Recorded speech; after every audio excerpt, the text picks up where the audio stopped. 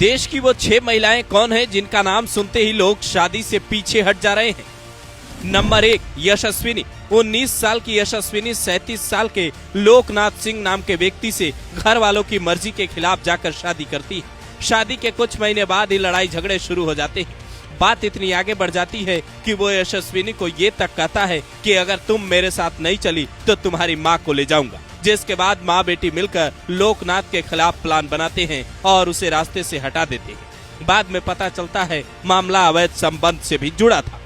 Number 2, प्रगति। 5 मार्च 2025 को औरैया के प्रगति की शादी दिलीप यादव से होती है। 19 मार्च को घायल अवस्था में दिलीप मिलता है। 22 मार्च को उसकी मौत हो जाती है। घर वालों के सामने प्रगति मातम का ड्रामा रच रही थी, लेकिन जांच हुआ तो पता चला इसने अपने प्रेमी अनुराग यादव के साथ मिलकर इस खेल को अंजाम दिया है। शादी में मिले गहने के पैसे से इसने सुपारी दे डाली। नंबर 3, मुस्कान। मेरठ में रहने वाली मुस्कान, जिसने लव मैरिज की थी, लंदन में रहने वाला जिसका पति उसे बेहद प्यार करता था, अपने प्रेमी साहिल के चक्कर में कातिल बन जाती है। पहले पति के सीने पर वार करती है, फिर उसे ड्रम में भरकर प्रेमी के साथ हनीमून मनाने चली जाती है। सोशल मीडिया पर नीले ड्रम का तस्वीर तेजी से वायरल होता है। नंबर 4, निकिता सिंघानिया। 9 दिसंबर 2024 को जौनपुर के रहने वाले AI इंजीनियर अतुल सुभाष की बॉडी फ्लैट से बरामद होती है। साथ में एक सुसाइड नोट और कई वीडियोज भी मिलते हैं, जिसमें पत्नी निकिता सिंघानिया को उन्होंने अपनी मौत का जिम्मेदार बताया था।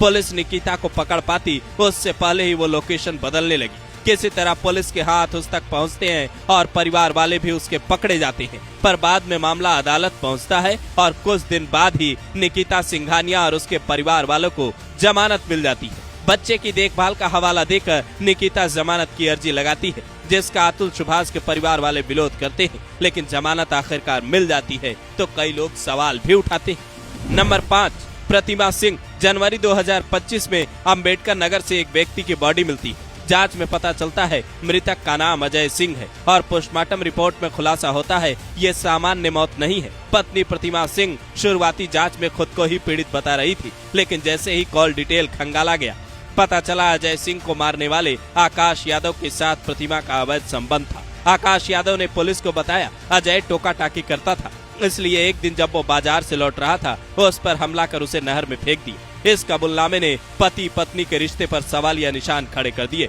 सोशल मीडिया पर बेटा बचाओ ट्रेंड करने लगा। नंबर 6, सोनम रघुवंशी। शादी के 9 दिन बाद ही सोनम रघुवंशी अपने पति राजा रघुवंशी के साथ हनीमून मनाने मेघालय जाती है। ट्रैकिंग के दौरान ही राजा पर हमला होता है और उसकी बॉडी बरामद होती है। सोनम भी शुरुआती 16 दिनों तक लापता रही। अचानक से यूपी के गाजीपुर के ढाबे से वो पकड़ी जाती है। मेघालय पुलिस अब उसे ट्रांजिट रिमांड पर मेघालय लेकर गई है, जहां उसे पूछताछ के बाद बड़े खुलासे की उम्मीद है। राजा के घर वाले अब इंसाफ मांग रहे हैं, तो वहीं सोनम के घर वाले अपनी बेटी को निर्दोष बता रहे हैं। अब तक की जानकारी ये कहती है सोनम, जिसके पिता की प्लाईवुड की फैक्ट्री है जिसमें वो HR का काम करती थी, वहीं के मैनेजर राज कुशवाहा से उसका प्रेम प्रसंग चल रहा था और इसी चक्कर में उसने 3 लोगों को अपने पति की सुपारी दे दी, जिसके बाद से पूरा सोशल मीडिया एक सुर में कह रहा है आखिर इस जमाने को हो क्या गया है। 7 फेरे के बाद जिन पत्नियों को साथ निभाना चाहिए वही पतियों की जान की दुश्मन बनी है। आखिर इसका जिम्मेदार कौन है?